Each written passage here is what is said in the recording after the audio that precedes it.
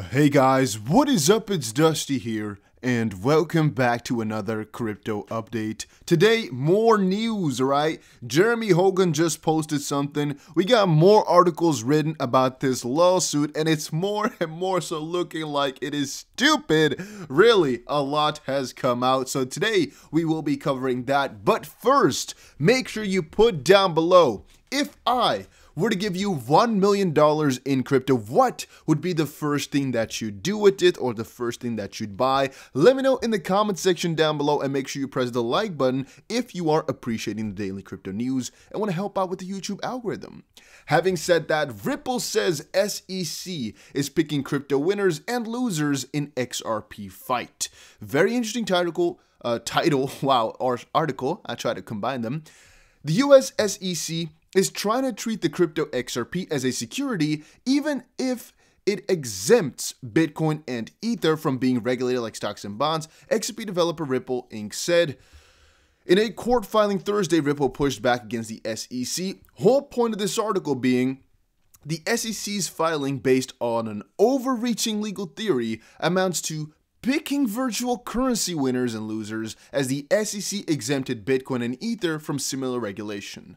A lot of talks. There were actually more articles written about this specific case, but let me explain it in simple words. It's basically, the SEC doesn't treat Bitcoin nor Ethereum along these rules because, well, they exempted them beforehand, basically. So what Ripple is thinking here, hey, why didn't you exempt us? Or the other way around, why did you exempt those two from all these judgments? Because, well, even though we are not the same, Ether and XRP on a lot of points come along. They're not that different on quite a lot of points, yet Ethereum didn't even get the same type of surge, basically. And that is a question. Why are they picking some of these guys that are just already good and some aren't, and don't, give them the same, basically, field? I find that really interesting, because from that perspective, I also think that maybe at some point or another, they're going to come out and say, well, Bitcoin and Ethereum, following these rules, they're still securities. Even though I don't think you can actually do that with Bitcoin, it's going to be nearly impossible. Maybe at some point they'll find a way to figure out that since we don't know who the owner is, or the creator, I should say, yeah, it's still going to be, something. I don't know, they're going to come up with something. And with Ethereum, you can kind of give them the same kind of treatment as XRP. You can always say there's a central company behind it, but whatever. These companies have collectively bought $3.9 billion worth of Bitcoin/crypto. One fun thing that people aren't understanding is crypto is going nowhere, all right? Lawsuits are here to legitimize this space. It is just the earliest freaking years of crypto. People don't understand.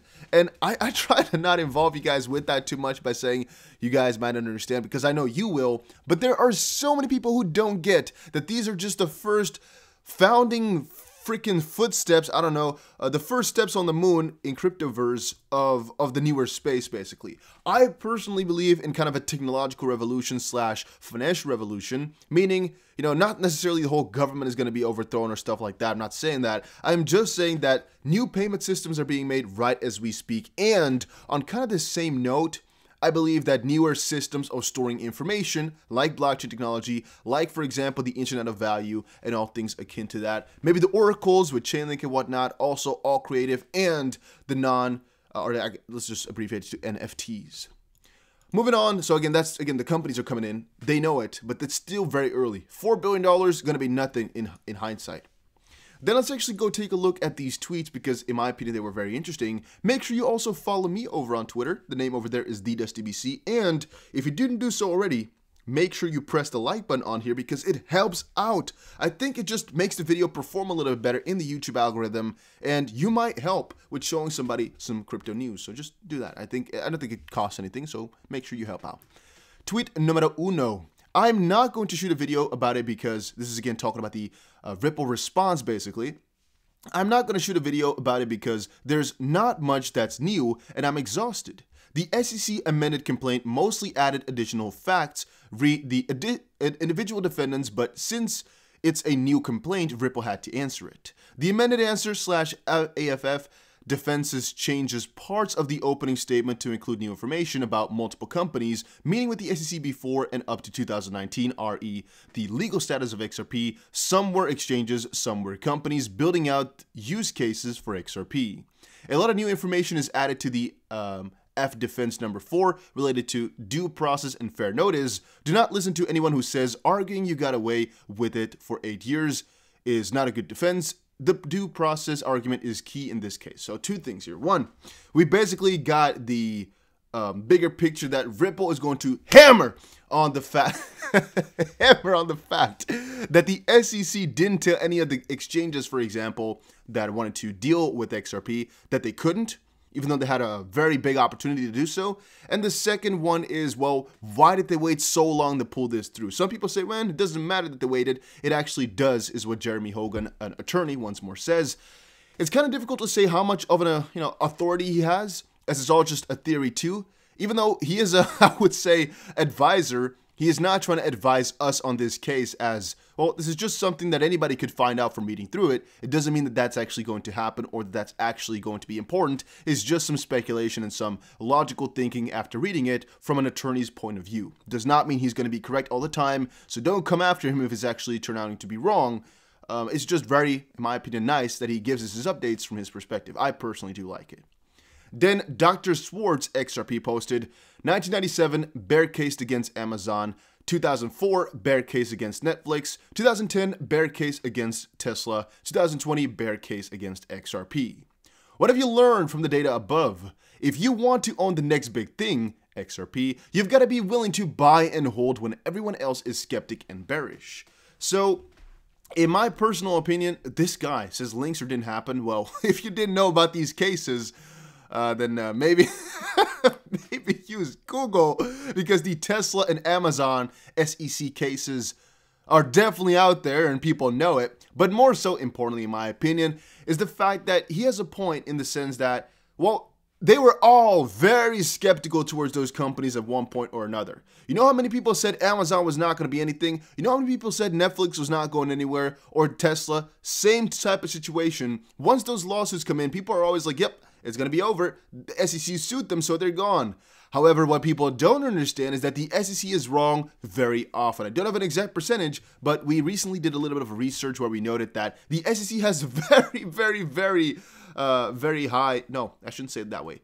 A lot, I try to say very many, but that also works. Yeah, very many cases where they actually have to come back on the verdict, basically, because they were wrong with their allegation. It happens very often, and it's going to happen countless more times, and we all think that it's going to happen with XRP too. However, in my opinion, we still do not know how manipulated this all is, so in the end of things, it could also be that they really want to pull this through to the end to regulate crypto all the way through the freaking ground, and Bitcoin and Ethereum are going to be the only two left. Could also be. We don't know. Would it be righteous? Debatably. Would it be in the best for the investors? No. Would it be the best for the SEC's control? Potentially. We'll see, though. Powell comments leaves Bitcoin market sour. Bearish assault ahead. Quote, as it relates to the bond market, I'd be concerned by disorderly conditions in markets or by a persistent tightening in financial conditions broadly that threatens the achievements of our goals, Mr. Powell said.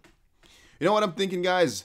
A lot of these bigger people, well, not bigger in terms of, size, because they might be 5 foot, whatever. I'm talking more of these bigger influence people. They also know if certain crypto are going to try to change the system altogether, not trying to assist it or, work with it, but really go against the system, against the grain, they might have a very hard time in the future.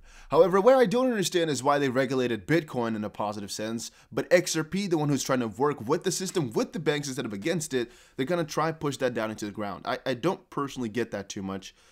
Ripple compares XRP to oil and diamonds in its response to the SEC's amended complaint. And now that we're this far into the video, I want to quickly know from you guys, what other crypto would you like me to cover? Are you only holding XRP or are you holding more crypto? Because I very often see people say, man, cover another crypto too, cover this, cover that.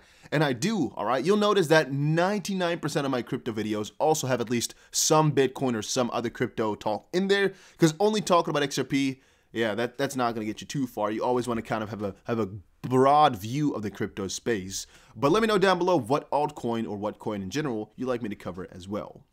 But Ripple denies creating XRP in its response to the SEC's first amended complaint. And honestly, even though this is a little bit of a shady subject, Ripple officially did not create XRP. It is only some of the co-founders that actually made it and then gifted a part.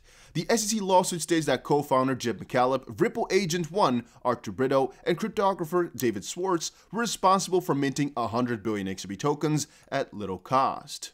Ripple denies this allegation in its response, despite Schwartz explicitly mentioning that people who created XRP were pretty much the same people who created Ripple in his tweet that was posted just months prior to the lawsuit, and we all know it though. I mean, it's not different, we all know it. Quote, the people who created XRP are pretty much the same people who created Ripple, and they created Ripple originally, among other things, to distribute XRP.